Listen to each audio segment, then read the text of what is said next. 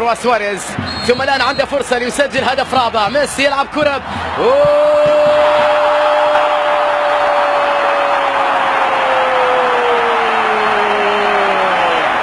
إشارة برشلونة،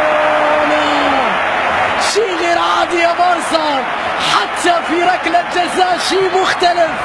يا إلهي هذا كلام كبير يا برشلونة. شوف ركلة الجزاء، ميسي يخدع الكل، يخدع العالم، يخدع العالم، لا يسدد ركلة الجزاء، يمررها إلى سواريز، قانونية وهدف صحيح. برشلونة حتى في ركلة الجزاء يدعوكم لأن تستمتعوا. ألا يوجد ركلة جزاء ممتعة؟ حسنا، نحن في برشلونة سنقدم لكم متعة. ما رأيكم في ذلك؟ استمتعوا.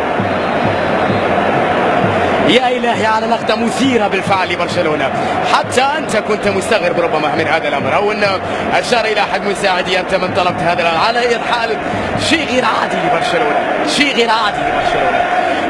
يا بارسا يا بارسا يا بارسا، من يوقف هذا الطوفان؟